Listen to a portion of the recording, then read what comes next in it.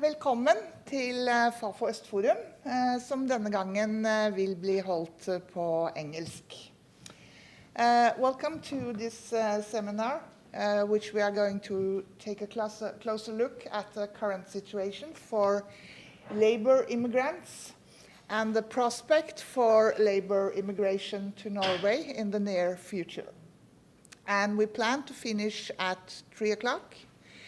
Due to infection control, there's not many people here, but there are many people following us from Fafo TV. But to you here, that you have to be careful, keep the meter, and when we finish, we just leave the premises. So that's sadly the situation right now. And as I said, most of our audience, they follow our webcast. It is possible for you to send questions and comments to the number that we will show, 469100718. And if you would prefer to send comments or questions in Norwegian, it's perfectly okay, because we can translate and bring them on. And then I'm happy to welcome our speakers, especially the Polish ambassador, Iwona Wojcicka-Słowacka, and senior researcher Oddbjørn Råum from the Frisch Center, and Kristine Østrem Alsvik from the Confederation of Norwegian Enterprises, NHO. And my name is Anne-Mette Ødegaard. Our speakers will initially get 10 minutes each and then to present, and then at the end of the seminar we will have a conversation and try to answer questions from you. And our ambition today is to combine three central questions. How have labor immigrants been hit by unemployment during the COVID-19 crisis? What is the situation in Norwegian industries? What are the concerns and what are the prospects for the future? And what is the current situation in Poland? And how does this situation affect labor migration? It's hard to predict the future, and the best word for characterizing the current situation is uncertainty.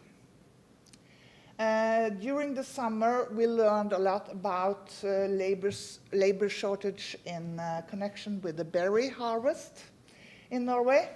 But today we'll have a closer look at other industries that have more or less dependent on labor from Central and Eastern Europe during the last decade. Also, what will fewer orders, redundancies, and high employment in Norway, what will this mean for labor migration? And moreover, how will the demand for labor vary between industries? We know, for example, that the shipyards are much harder, have experienced much harder consequences than the construction sector. The topic of our last seminar in Fafo Østforum in April was the acute situation for the Polish members of Fellesforbundet. It has then been conducted a survey among them in March, just after the lockdown of Norway. Most of these people answering the survey worked in construction and in manufacturing.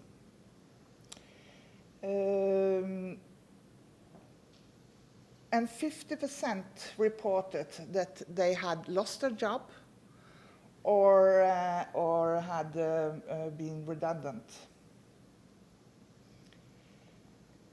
People working in construction, that was for the shipyards, 55% had lost their job or been redundant. In construction, they were for the most part still in Norway and working. Only 10% of the people from the shipyards were in Norway in April. But they were also asked if they wanted to go back to Norway after the crisis, and 9 out of 10 answered that they wanted to go back to work in Norway.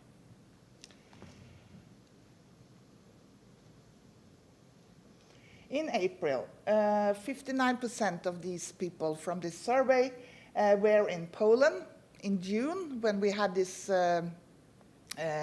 we thought maybe we were going back to more normal situation. There were 21% that was in Poland, so many of them had come back to Norway. But the situation was still very difficult for the people in shipyards.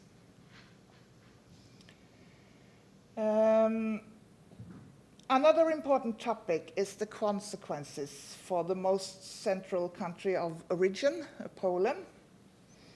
The recovery, the economy, and living conditions will affect the motivation to work abroad, including Norway.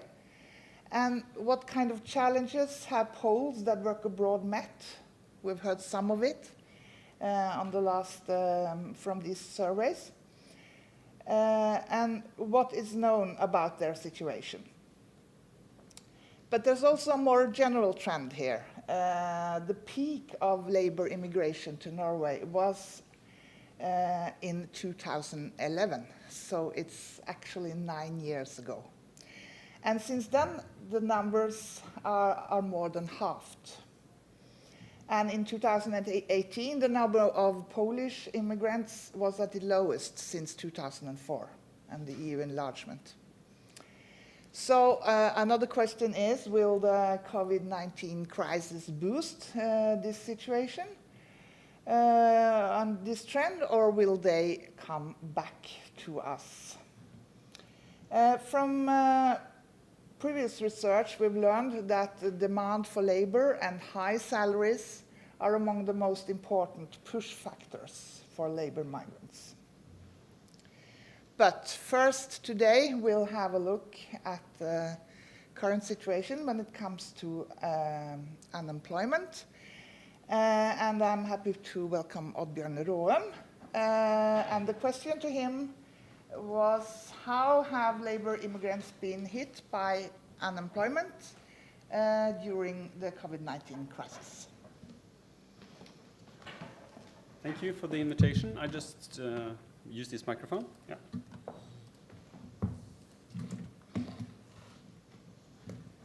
So what I'm going to talk about is some patterns that have been realized since March this year in unemployment structure. So this is part of a joint project we have been working on for some time. So there's a bunch of friends and colleagues involved. I was sent here to present, and actually some of the results going to show you is definitely work in progress. So I'm unfortunately not going to share the slides, but of course you can look at this record afterwards if you want to have a look. So the background is well known. So this is the peak in the unemployment. These are the official NAV figures. The peak in unemployment, mid-April, gradually falling off, maybe flattening out a bit. That's one part of the overall. And the other aspect to take away from this graph is that there's a substantial number of part-time unemployed in Norway.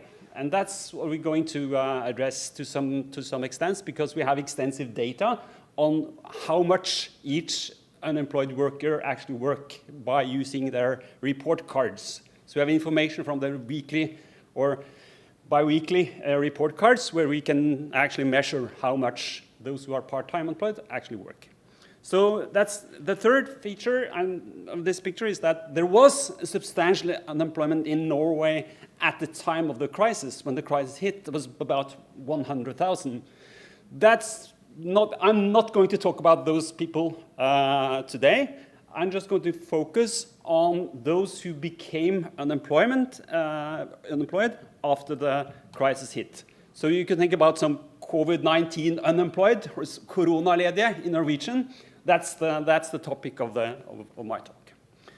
So basically, we are we're looking at the development in unemployment among those who have been applying for unemployment benefits since March 10th, and we'll follow these people until the end of August. So this is done by combining register data, very, very helpful, a lot of help from both Statistics Norway and from NAV to have these data quickly. But of course, there's a lot of aspects about the labor market impacts of COVID-19 that is not going to be addressed by looking at this data.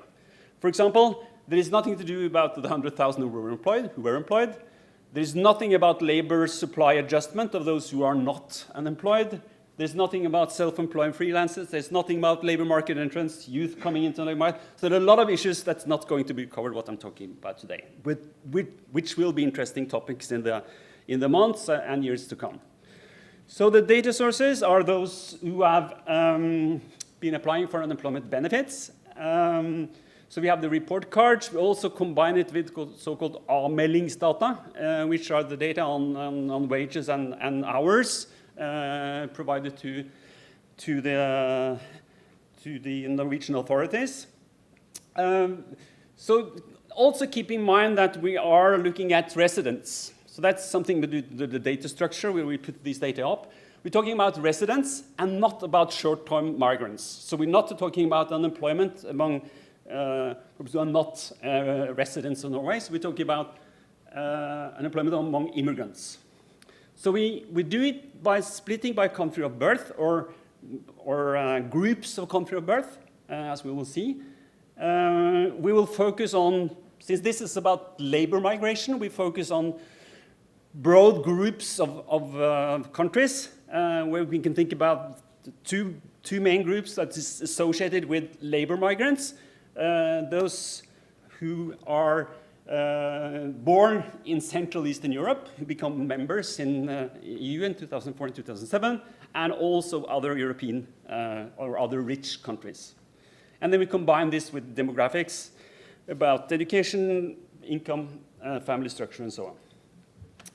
So what I want to show you is some unemployment measures that we can follow through the crisis, and we'll also focus about the situation today, which means mid-August, which is fairly close to today. It's not exactly today, but it's quite to be registered data. I think it's quite recent. And when we look at the situation for today, we're particularly, I'm going to show you something about 2 dimensions of unemployment, and that's part-time versus full-time. So whether there are differences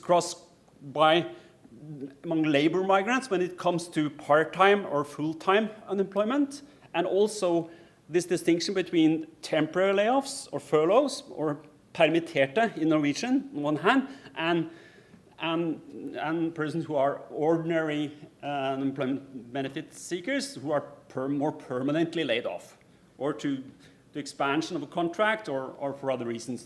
So they are not permitterte, but there are ordinary dagpengemottakere. So let's get some numbers. So I try to explain some of this. Sorry, the labels are in Norwegian, but I think you can cope with those. So we're looking at 3 different weeks. So it's what kind of the mid-late April, which was kind of the top of the worst part of the crisis. Then we're some mid-June, and then in the mid-August. So that's the three weeks we have picked out here.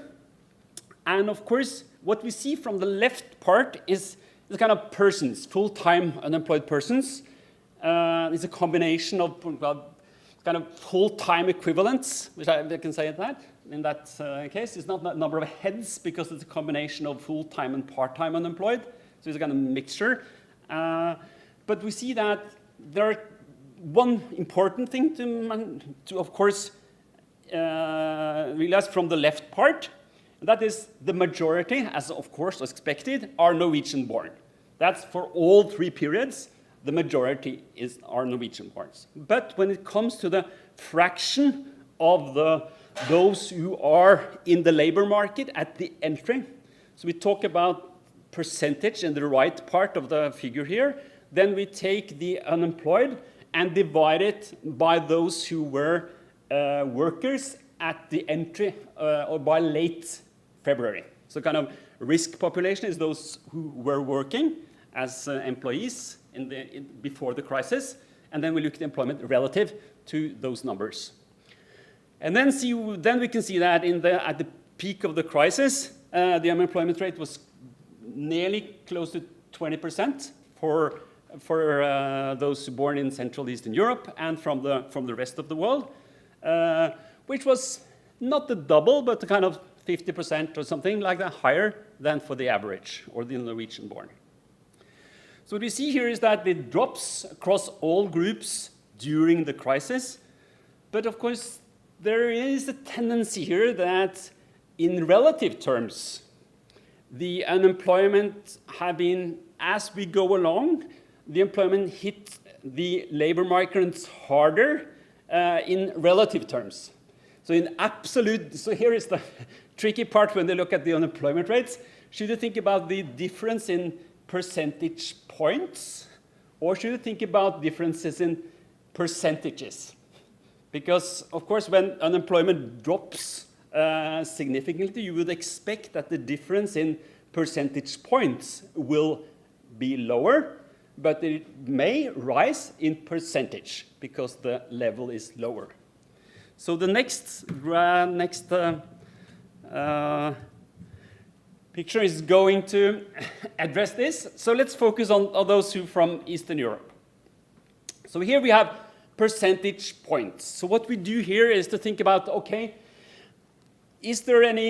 what are the difference here in week 15 between Norwegians and labor migrants from Eastern Europe? Very briefly. So if you think about if we just take the raw numbers, then there is a difference about 7 percentage points. So that's the blue bar in the dark blue. And then we do a couple of things like economists love to do. They run a regression. And then they think about, okay, have different characteristics of labor, of workers that is related to own characteristics or where they work in terms of industry. So næring is industry, or in firm. So we can think about these other bars here that compares the unemployment among employees that are similar in a sense of controlling for their background, like education, age, family structure, income history, and so on. So there's a drop in the difference, and it's also a drop when we compare those within the same firm. But it's still a substantial difference of an overrepresentation. Okay, so this is if you move to week today, there's a similar pattern. But when we then think about these differences in unemployment percentage, not percentage points. So here we move to, you can see the graph here is, now we're talking about 100. Oh, huge. So these are, if you think about 100 here, the unemployment is the double of what was among Norwegian-born with, so let's take this in the middle, week 24, new EU countries. So then we say a number of 75. That means that the unemployment among those who from East and Central Europe are 20%, 75% higher than the employment of the Norwegian-born. And we turn today, the right hand, in week 33, it's about 100. So it's a double so we can think about, okay, if the employment is 4% among the majority, it's 8% among the labor migrants from Eastern Europe, Central Europe. That's the point. And the idea about this graph is there's an indication that some of these differences disappear when you compare similar workers, but it's still a substantial difference when it comes to these pink or whatever, light red bars. So, I never learned. So, 2 more points. The first point is that there is a big difference between part-time unemployment and full-time unemployment. So the light blue here is part-time unemployment. And here we can see that there is not a huge difference. There is an overrepresentation among labor migrants from Eastern Europe, but the difference is not very big. When it comes to full-time employment, you really see a substantial difference. And the same appears if you look at temporary layoffs, permitterte, versus full-time ordinary unemployment or permanent layoffs, because these are people who have been working in the past, then being permanently laid off. Then we see that the difference by country of origin is much, much larger.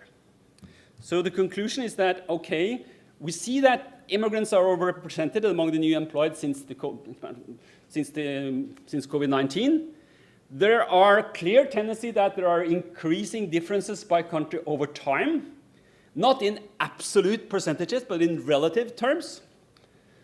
And these differences are larger for permanent than temporary layoffs and larger for full-time than part-time unemployment. And this is a part of the, remember, this is part of the dynamics in the labor market. There is flows in unemployment, there are flows out of unemployment. And what we see now is that the flows out of unemployment is clearly associated with country of origin and differences across immigrant groups. So that was, sorry for using a bit more time, but I'll maybe come back to some of it later. Thank you. Thank you very much. And then we'll turn she has not any, no, you know. We'll turn to Norwegian businesses and the concerns and prospects. So I welcome Christine from the NHO. Thank you very much. So yeah, I didn't bring a PowerPoint. I was thinking 10 minutes. That would be 2 PowerPoints. And now I say, okay, it might have made it easier for you if I did bring a PowerPoint, which I didn't, so I'm sorry for that. Let me just say first, thank you for the invitation. I'm happy to be here on behalf of NHO and for my own sake, because this is my first time out of my little home office bubble in nearly a week. So this feels good. And I think it's a very interesting topic that you've chosen for this discussion. And it's complex and so many sides to this. So that's what I've been struggling with now in preparations, is how to say something sort of, pinpoint a few of the major issues. And hopefully we can get to some of the others in the discussion after. And you asked me to speak specifically on sort of challenges we've had in the private sector when it comes to travel restrictions and quarantine regulations. And also to what extent we could say something about, looking into the future and sort of needs of labor and also then foreign labor, if I can use that term. So that's what I'll do. I just wanted to mention in brief first that NHO just published a new economic overview, økonomisk overblikk, last week. We do this quarterly, and it's a combination of more of a macroeconomic analysis, but also with specific questions which have been sent out to our members. And of course, since March, these have been particularly targeting the situation facing all of us with the COVID-19. So what we see from the outlook, the economic overview that was published last week is that, as we all know, things are improving. There's more activity. There's more, there's more growth we've seen over the past few months.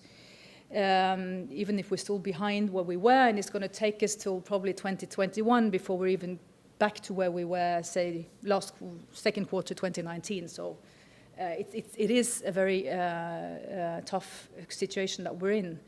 Unemployment, which we just heard about now, is still high. It's nearly double of what it was before COVID hit us in March, and this is a big concern to the NHO, obviously also. With the high numbers of unemployed, there's a high number of young people who were about to enter the labor market, young people who were already unemployed before this hit us, and we know it's going to be hard to provide jobs for those that we already have currently unemployed. But then more to the issue. What we've one more thing.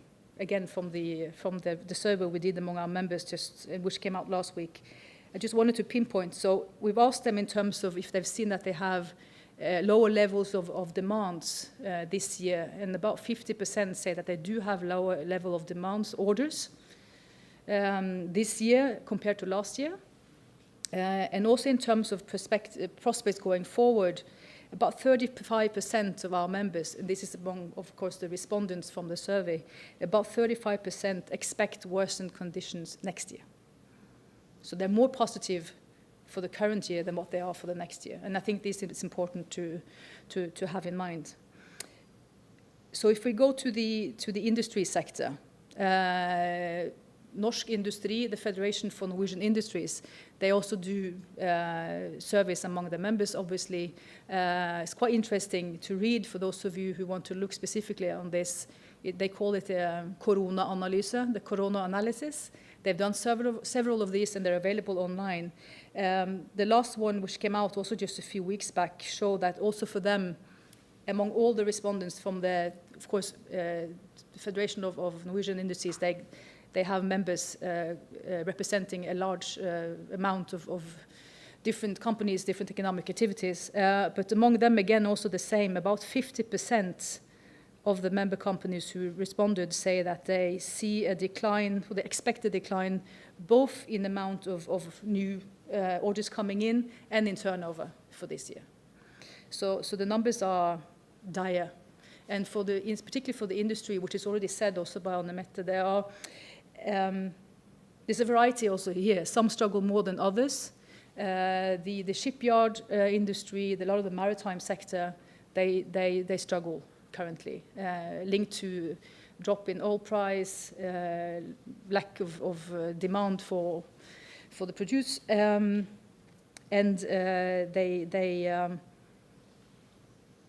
it's hard to tell at what point you will be back at the level of activity, or will we come back to the level of activity before March, and when? So the old supplier-driven industry, leverandørindustri, they struggle. Shipyards, shipping companies, also those who do sort of equipment and service and maintenance of equipment, they struggle. For the construction sector, the picture is a bit different, which was also mentioned in the introduction. They've been able to keep the activity level to a lot higher extent than, for example, the industries. So you haven't seen the same number of partial or part-time layoffs, temporary layoffs, sorry. They haven't, so most activities has been ongoing. And a lot of the migrant workers in the construction sector also stayed on in Norway during those first few months of the corona crisis. So there's a difference there between these two sectors. But even in a survey done by BNL, which is the Federation for the Construction Sector, this was done back in August, 28% of the respondents in this survey said that they had experienced lower demand orders or cancellations of orders. And the cancellations could also be linked to delays in deliveries of equipment and service. So there are challenges also in this sector. And about 43, no, forget that last part. I'll leave it at that. I think it tells us a little bit about the current picture in these two sectors. And in the construction sector today, about 1/3 of all employees are migrant workers. Sweden, Poland, Lithuania, Estonia, and also few from Portugal, Romania, but majority of them would be Polish, Lithuanian, and workers. And as I said, most of them have stayed behind during the crisis. So if you look at since the crisis hit then, and challenges related to travel restrictions and quarantine, this has been a major issue for nearly all members of NHO. So we've all worked a lot on this, both at the NHO where I work, but also in the federal, in the federations. So I think what we saw is that this hit, obviously, as we all know, overnight. And for certain sectors like the industry sector, it meant that also activity levels went down very quickly. But these restrictions on travel and on quarantine regulations made it obviously very hard for businesses to operate, both in terms of businesses who needed service providers to come in. So you have service providers coming in to do maintenance of equipment, repair, installations. They couldn't come. They were not allowed into the country, or if they were, they would have to be in a initially 2-week quarantine and then a 10-day quarantine, which made it impossible. And for a lot of companies, they knew that, okay, if we don't get this service done, say 4 weeks down the line, we won't be able to operate anymore. So this was one major challenge. And then, of course, the other were, for example, in particular in the certain sectors within the industry, where you couldn't get workers. In some cases, if you hear somebody mention the amount of workers who left and went back to their country of origin, then say 1 month or 2 months down the line, it was impossible to get them back, or nearly impossible because of the regulations. So this was a major challenge. And what you saw is also that both in NHO, but particularly with our federations, the federal we're losing my words. So the sectoral federations, sorry, they turned around, they worked day and night to provide guidance for our members in terms of, how to prevent spread of disease. Of course, these are companies who are very professional on these issues. They work on occupational safety and health all the time, but they had to adapt. So we did a lot of work in terms of guiding our company, our members. What did the regulation says, because they would change every other day. Make guidance, manuals for members in terms of how they could operate, but keep operations going, but within what types of parameters. So this was important work which started already in March, and it's still ongoing. I just spoke to a colleague in norske industry last week, and he told me they'd had a webinar for the members just a week or two back on the quarantine regulations. And even now, there was a high amount of members who were interested, because there are changes coming up all the time. The latest was just a few weeks back, where for the cross-border workers, so workers coming in from Sweden and Finland, you didn't need to initially, you were allowed to travel and go to work. But now they were told that they needed to have a corona test every 7 days.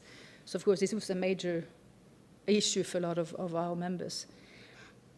So this has really been a big challenge for most of our members, and we've been looking into how we can find ways of still operating. And I would like to mention, I have no idea for how long I've been speaking now.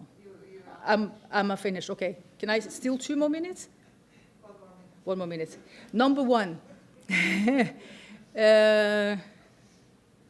Number one, I think what's happened also in terms of bipartite collaboration between employee representatives and management in these companies has been vital. It's been so important in terms of finding ways to adapt and work together. So that's been very important. The other issue in terms of need for labor going forward, I reckon we will have to leave that for the discussion after. We can do that. Yeah. Yeah. Sorry again for 10 minutes. Yeah. Mm. Thank you. Thank you. Yes, we've heard, thank you very much. We've heard a lot about berry pickers, and we've heard a lot about the Norwegian situation. We've heard about Trump, but we haven't heard much about a very important country for Norway, Poland. So it's a pleasure to welcome the Polish ambassador to Norway. Thank you so much for the invitation. It's a very interesting topic for everyone nowadays, because we saw a lot of news in the first weeks of the pandemic, a lot of very worrying forecasts. So we now want to look in details what we are seeing up to now. And I have made a presentation because there are a lot of data. So those are for you to use afterwards also, and I will just point at the ones that I believe are the most important in a way. In the presentation of both economic situation now in Poland, but also the influence that on the labor market in Poland, and of course on migration or temporary migrants from Poland, workers coming from our country. Well, first of all, the recession that started in the second quarter of 2020 was supposed to be deeper in a way, as we look at data from our country. Our GDP fell by 8.2%, but the expected was 10%. It's bigger, it's a big difference or no? I believe it's still quite consistent. And this GDP decline that we had now forecasted for this year, it's supposed to be around 4%. And also new data show that probably we will recover to pre-pandemia state in a way, so at the end of next year. So 2 years just will be spent to regain almost the same phase we were in 2020, at the beginning of 2020, but still not that bad looking at the first forecasts. Private consumption fell a lot. Industrial production also, we noticed a very big drop during the second quarter, and slight returning to the normal trends afterwards. Also private investment, a drop by 10.9% in the second quarter. So in a way worrying, but still not that much as we thought it will look like in the first weeks after the epidemic started. We had noticed a decline, for example, in foreign trade turnover, but it's interesting. There is much less export, import, but now we have a surplus on our trade balance. So we export more than we import. So that was also a change provoked by many different situations linked with the pandemic. So it was, in a way, a positive boost for our economy in that sense. And we notice also that Polish exporters have reacted very well to the first shock, in the sense that even they found new markets in between, and they still maintained, even increased the number of usual partners outside of Poland. So looking at different industry, the worst hit definitely, well, tourism like everywhere, that's not strange. Aviation, transport in general, well, actually entertainment, culture, everything linked with this industry. Mining, that's an interesting one. I believe for some could be quite actually a good thing in the long term. And construction. So in our case, definitely construction was more hit than, for example, in the Norwegian economy. And the retail sector, that's also obvious because we had at the beginning quite a sharp lockdown imposed by the government. So it has had good effects as regard pandemic effects in our country, but on the other hand, it was clearly something that hit a lot the commerce and the retail sector. Well, the last hit are information communication. Media were very popular at that time, of course, more than always. And financial and insurance sectors were also, when you look at the average, the ones that even increased in some ways their returns. Entrepreneurs now have less and less problems with liquidity, so we know that the situation is really getting better.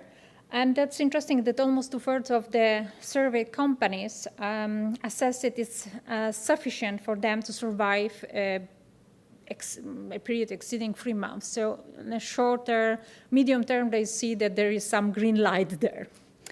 And in September, we have also the PMI that surpasses 50 points. That means that there is more optimism between the entrepreneurs. So it's also something that is quite good. The situation on the Polish labor market. In the first week of the pandemic, unemployment forecasts were about also 10%, even more. Now we see that it's 7-8%, perhaps slightly less than that. In August this year, we registered unemployment rate was 6.1%. And we've seen some changes, small changes since June and May. So Poland, together with the Czech Republic, actually remains as one of those places in the European Union where the unemployment rate is still quite low, looking at the effects of the COVID-19. So Polish labor market is relatively resistant to the recession, and the situation is stabilizing. We noticed that restarted in a way the absorption or absorptiveness of Polish labor market. So we noticed that those foreigners that work in Poland are coming back. So it's also a sign that the reaction of the economy is quite good. And the second quarter, the number of employees in Poland fell by 1-2%. And in general, in the EU, it was minus 2.7%. What about layoffs? What about people that lost their jobs? Of course, we had those also, unfortunately. But we noticed also that there were not that many as we thought, and that the job vacancies are on the rise. So the market is responding now. This improvement is also noticed by the employees themselves. So they say that they are not that much worried about the future as employees, to lose their jobs or to be only on part-time terms. So that's also very optimistic in a way when we look at the general picture.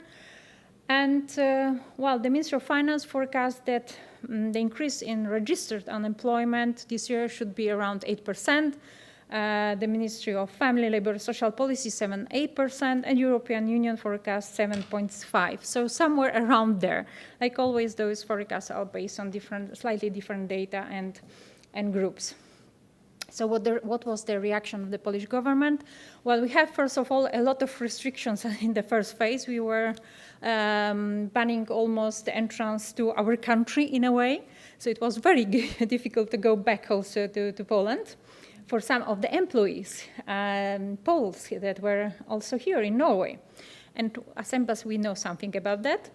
And well, the main goal of the government, of course, is to maintain still the investment rate and the number of enterprises, number of jobs, and entrepreneurship in the country.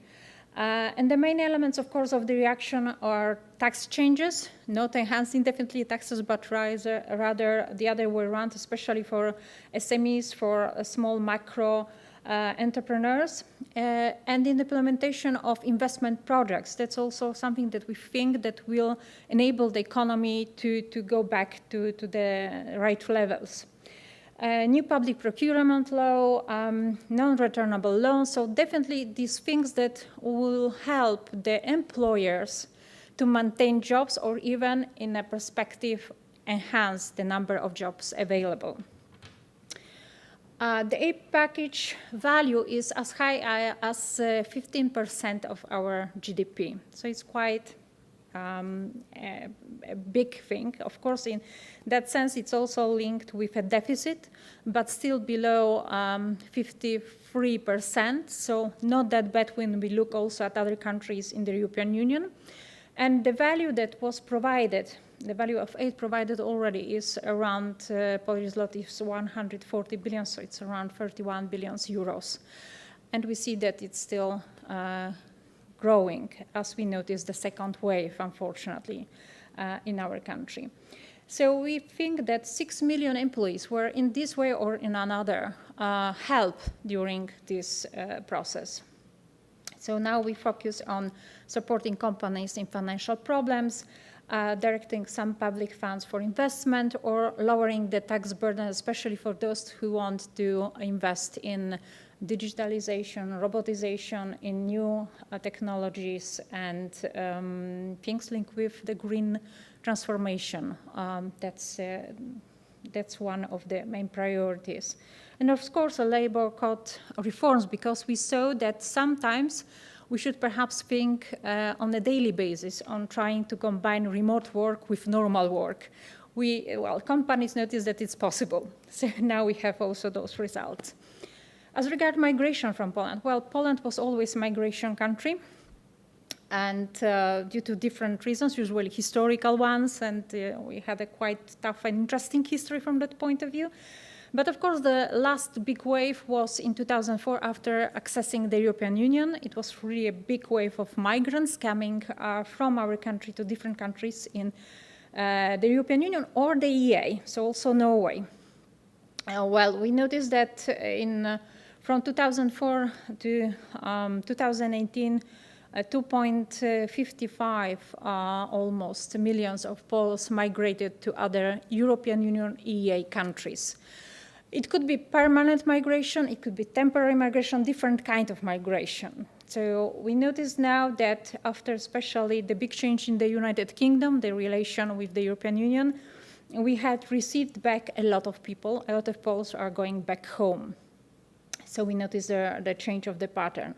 And those returns are due also to the improvement of the economic situation in Poland, declining number of people of working age. So we are aging like many societies now around the world.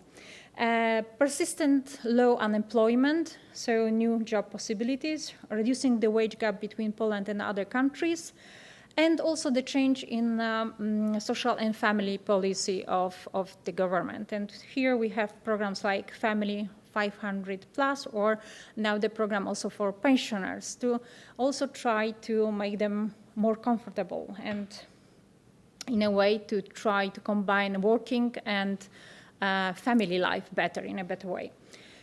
Big immigration to Norway actually is a relatively new thing as regard Poland.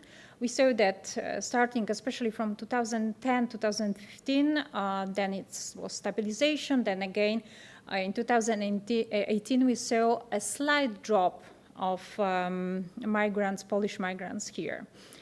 And now there are differences as regards statistics, but we look usually at 102, 120,000 Poles living on a more permanent basis here in Norway. But we believe that it could be as much as so many as 150, 180,000 when we compare it with our data from the consular section. So probably families joining for some period, those that are living here, or seasonal workers, so different kind of short stays here also in Norway. According to a survey by our Polish National Bank, most of those migrants here in Norway of Polish origin are men between 35, 44 years old, who had families in Poland.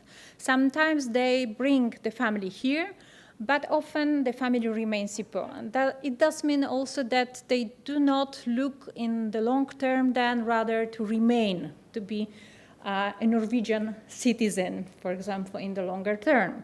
But of course, it can also change, as we saw that sometimes they have their thinking and the whole family comes to Norway. But generally, this is the trend. Most of the Poles work, when we look at numbers, in industry, in different areas of the industry, and health and care for the elderly. Doctors, welders, oil rig workers are the main areas where Poles are definitely present. Many of those coming have vocational specific vocational training and education. A lot of them, of course, have higher education, but what we notice that also the Norwegian market requires and looks for those vocational trainee.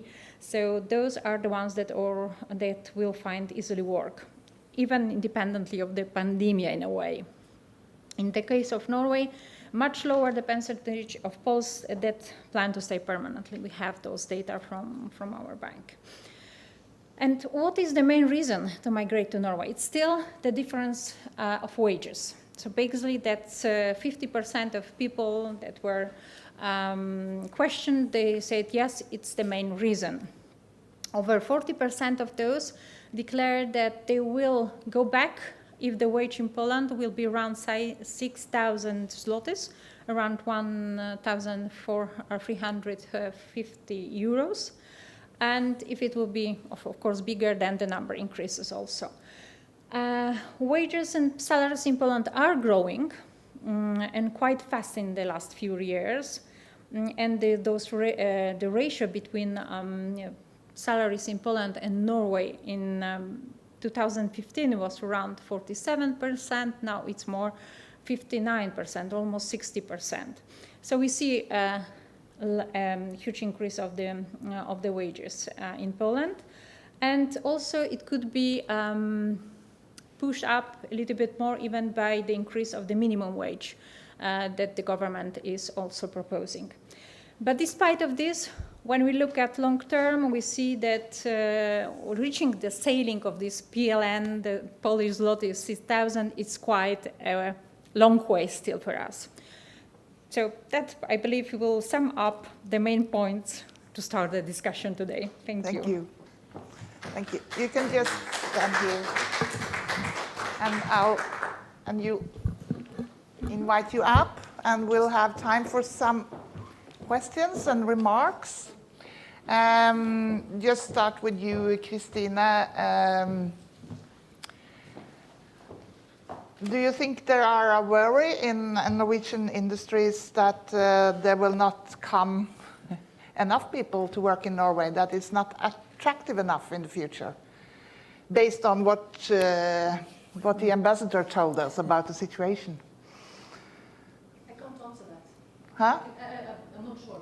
I won't be able No, you to. can't That would be answer. speculations. Yeah. So, and I haven't asked specifically No, okay. colleagues of mine working in these specific sectors. So I wouldn't dare to, because I think there are concerns, both because of the situation we're in currently, and how that will impact migration patterns going forward. Because, I mean, migration patterns, they do vary, and there are many reasons for it. You've seen now, changes happening in Poland. We don't know yet, in terms of some of the sectors where we have the most numbers of migrant workers in Norway, we don't know what these sectors will look like. For example, construction. Obviously, we will have need for construction workers, but, do we still want to build conference hotels and shopping malls after the pandemic to the same extent? Maybe not. But of course, we do need housing, and so there will be a need.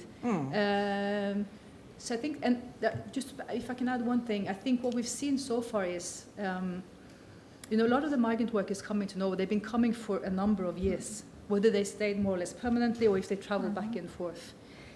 You've created a life here. It's been easy to travel. You have cheap flights. It takes you an hour on the plane. I spoke to a colleague of mine from Poland. She gets to see her mom in Poland quicker than I get to see my mother, who lives in the Lofoten Islands, and for half or 1/4 of the price. So, it's been possible to combine a life. Which of these factors will change, we don't know. So, and again, I can't say because I wouldn't know in the specific sectors. If I can add one thing, a survey which we did back in May, again in Norsk Industri, showed that in terms of recruiting migrant workers, this was during, of course, the travel restrictions, but several of the companies said that a big challenge was at the current time the quarantine regulations. So that was one of the big challenges in terms of getting foreign workers. But they also saw about 30%, particularly of the larger companies, saw that it was harder to recruit migrant workers than before the corona crisis. I don't know now why, but there was already then, back in May, challenges for some companies. So that might be a concern. Oddbjørn, did you have something to add to that? Yes, I think it's a bit wrong to say that it will be lack of foreign workers. The Norwegian employers need to pay them better. They have to raise the costs of hiring migrant workers for several reasons. One is, of course, you mentioned the travel restrictions and the quarantine, and you said quite clearly that, okay, it's not impossible, but it's costly. So that will mean that the Norwegian employers must pay higher costs of getting the labor supply they have been used to have very, very cheaply. So I think that's the way it's going to be. Because if Norwegian employers bid up the wages, the Poles will come. That was the message of the ambassador.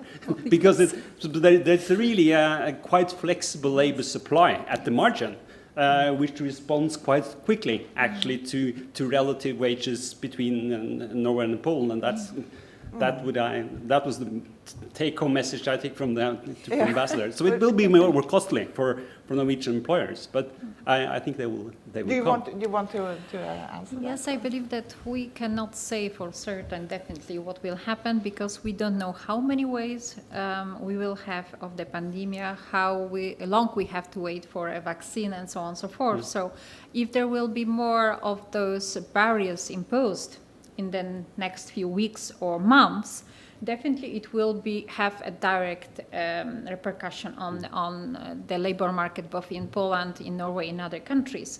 And it, of course, can mean that Poles will, for example, look for something that it's maybe less paid but still stable in Poland, or more stable than in Poland, than to look at the travel linked with so many question marks. So it can go this way, or it can go just the other way around, that still the economic incentive, or the lack of labor in different sectors in Poland, for example, temporarily or in a longer term, then can mean that also they have to look into other countries, other markets. Yeah, very short. Yeah. Two points. When I spoke about the current situation with the quarantine regulations, the employers are paying for it. They pay the test for corona and all this. So that's the employers paying for this, obviously. So that was the cost I was talking about. And when it comes to the sectors where most of the migrants are working, these are also sectors where you have, and I'm sorry because I'm not familiar with the correct word of this in English, but in most cases, these are sectors where you have allmenngjorte tariffavtaler.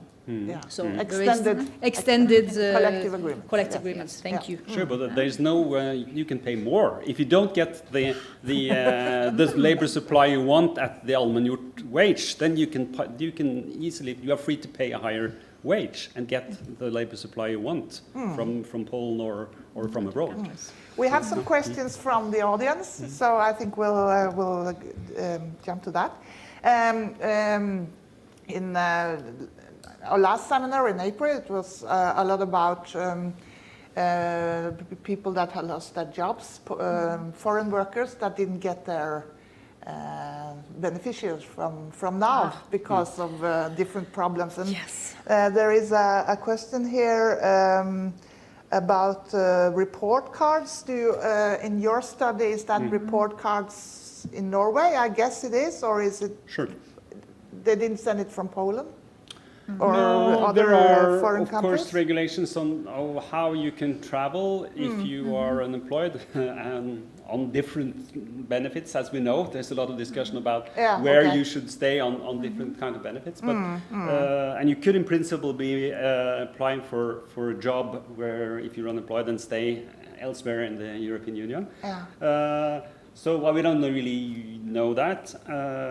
But your data is from Norway. Yeah, so these are reports to NAV to qualify for unemployment benefits. So basically, you just deducted your benefits. If you work, you're deducted proportional to the days you work. So that's how it works. Yeah. And there's also another question. Both to you and to NHO, what the differences between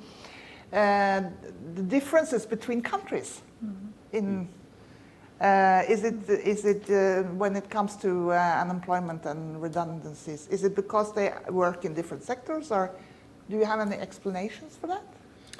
I think it's important when you look at the figures across countries, very important to think what are the measures actually, because the official unemployment rates, then people who are on temporary layoffs are not a part of the official unemployment rate. So some countries use the ILO definition of unemployment, which means that many countries have the official numbers are very low.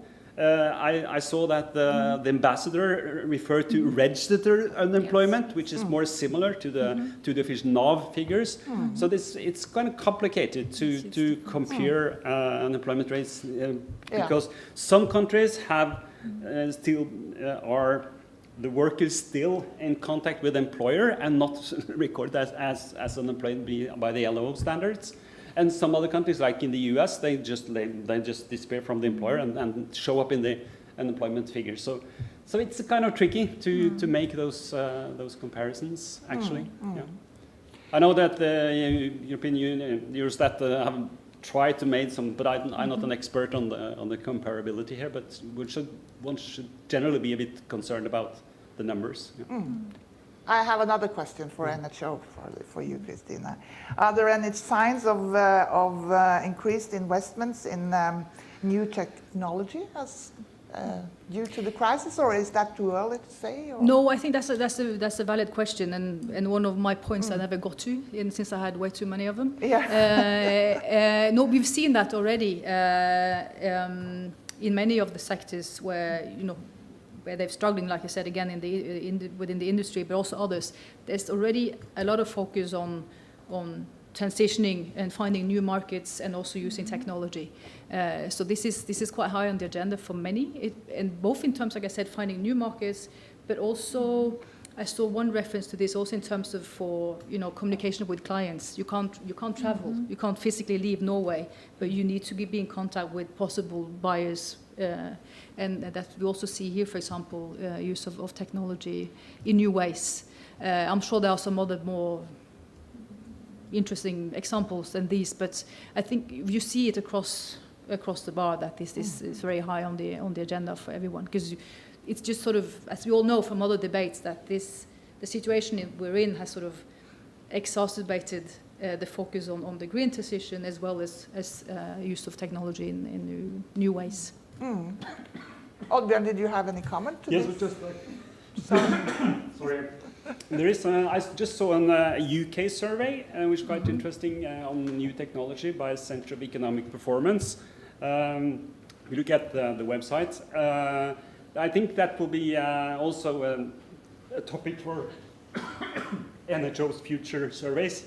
More looking to the detail, how different manufacturing and other industries are actually adjusting, both in terms of type of organizing, home, obviously this is a home versus workplace organization of work and so on. So I think that so far you haven't been posing that kind of questions.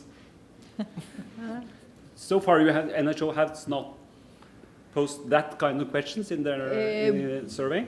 I don't think so. I'm not sure, so I can't answer, because there's been a lot of surveys going out to members, and I'm quite sure some of them has been also on these topics, but I would have to go back and check. Yeah. As we saw from the numbers, the foreign workers are hit harder by unemployment than Norwegian workers. Is this similar, I'll ask Oddbjørn, is this similar to the crisis in 2008, 2009 and 2014, or? Is it a pattern here, or? Yes, it's a general pattern that immigrants and migrants workers are demand for are more related to the business cycle. So that's a kind of general phenomenon. Yeah, business cycle. And this pandemic, we were actually expecting the difference to be larger to some extent, because it was the whole crisis hit more like wide throughout the economy. There are important gradients in terms of education, or income, like migrant background and so on. But it's still not as large as you'll see in many other crises. So No, but maybe this also is because you haven't included the short-time workers, maybe? Might that be a part of the explanation? That could be a part of it, but that's if you look at other crises and look at the patterns, no one has ever done that properly, no. because it's very hard to get statistics that would actually capture that phenomenon. So I think if you compare to other studies and numbers, it's similar, but I expect the difference to be larger as we go along. Some people expect that we're coming back, but the speed at which we are going back is slower. If you look at the kind of flattening out, so the question is how and when it stops the unemployment flats out, and what are the challenges in the years, months, and years to come. And I think this will pose a lot of challenges to labor market policies in terms of qualifications. We didn't discuss that, but a big part of the unemployment now is out without upper secondary education. And that's the big issue, is whether these workers are coming back, whether they have immigrant background or not. So it's still, so even if we see that the gradients may be expected to be rather through the crisis, it's going to be, I think it's going to be bigger, the differences across groups, as we move along and then lowers the unemployment rate in relative terms. We have to move to a closure here, but you said that there were, in your presentation, you said that it looked like, for me, that Norway was less popular among immigrants than other countries. Do you have any explanations for that? Maybe not less popular. I believe the migration, the mass migration, in a sense, looking at the things that we noticed after 2004 in the United Kingdom, then we can see really a mass migration of workers there. It's rather because of the market size. It's rather those kind of things that were the most attractive. Of course, the language is important one, and many Poles know a little bit of English, a little bit more, or German or other language. Not necessarily that many Norwegian. So it can be definitely a hampering thing. And but first of all, I believe it's the issue of information. And we noticed that also during the pandemic. The thing that was the most striking is we had very many sources of information, but we were not, even us, we were not sure at the embassy which one is the right one, and what we should tell our citizens is the situation in this sector, or how they can travel, if they can work, what they can have to do to work, to be able to work back again in Norway, and things like that. So I believe those kind of things are, the basic issues as regard anyone wanting to travel abroad to work. Just looking at, of course, possibilities, but also what to expect. I guess you've had a lot of phone calls and visitors that have been worried during these months. Yes, we had many of them, especially in the first weeks after the lockdown of many countries and so on and so forth.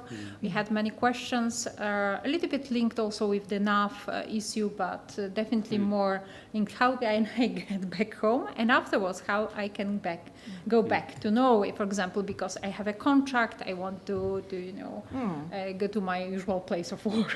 So we had a lot, definitely, of those that were seeking information, and we, of course, tried to address the different institutions in Norway. But I said before, also because you have a very interesting structure of as regard the reaction to the pandemic. So you have the local measures and the central ones, and sometimes you have to go really deep to see what is also the local measure. So, and to obtain those information needs time, and so that's make the process interesting, but very cumbersome in the sense of time consuming. Well, thank you for a very interesting seminar, interesting discussion. So we have some a small gift for you. I believe there is one question from the audience. Sorry. Huh? Is there a chance for any question? Yeah, very short one, but you have to talk to the micro.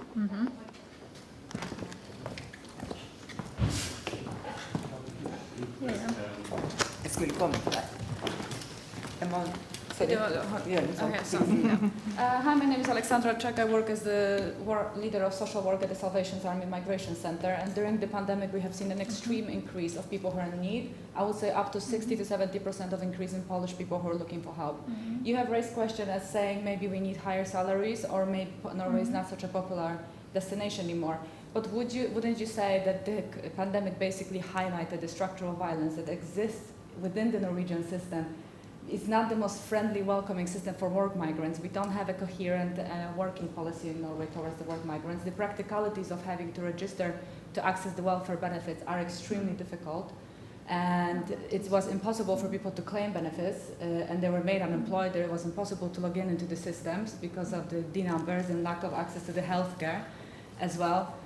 Wouldn't you, and I know the last research Fafo did amongst the Polish people was probably 2006, 2010. Are there plans to make more research, to research the biggest migrant group in Norway? So that we need this research as charities who are working with these communities. We literally have no funding that we can apply for, because the funding is either for asylum seekers, refugee seekers, for Norwegians, or for fattige, which is probably the worst way to describe any traveling community.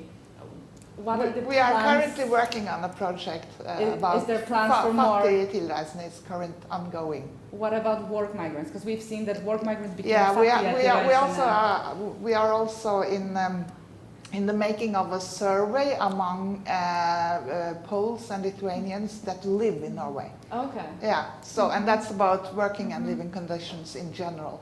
So it will be finished during this year. Okay, perfect. Yeah. Just let's comment. The report from Arbeidsledigheten was extremely helpful, and I think it would be really great if you could reach out as research centers to charities again to help us map these issues. Do you want any one of these to comment or yes, of on course. anything? Or from an embassy point of view, researcher and private sector, to see how can we influence together to have a coherent work migrant policy that's welcoming to the work community. It's a big question. Yeah. Okay, that's not an easy one. Maybe I just point to three things. First of all, we had, even before the pandemic, of course, those cases, very sensitive cases of workers that were, well, not treated in the best way possible, for example, even here in Norway. And it was a mixed picture in the sense that some were mistreated also by their own, the Polish citizens that are living long term, where they have the companies, but sometimes it was a Norwegian company. So it's a very mixed also picture we had from that. And of course there is the situation about the numbers, about difference of treatment. And here, of course, it's the question of the European economic area. There should be nothing that it's a discriminatory measure as regard that. Of course, we know that there are, well, there still are differences. It's not the internal market as in the whole European Union, but still. So we had noticed that there are some cases when Polish workers were definitely not treated in the right way. And I believe the solution is just more and more talks, contacts, and also cases made by the same Poles that were mistreated, because sometimes as embassy we do not receive those signs that something is going wrong, it's not working properly, and we cannot reach that information with the intervention of the Poles. So it requires a little bit also of the engagement of those working here to make the situation better and to have a discussion with the industry, with the workers' organization, and so on and so forth. But no case, no possibility to even apply to make or request or just sit together and think what can be the solution to this. So yes, that's a huge problem. Also, this non-communication of cases that went wrong. Well, thank you for your comment, and we'll come back with new research projects and results. So you'll get a bottle for colder days. Wow. As a they present. are coming. Thank you very much. Thank you. Winter is coming.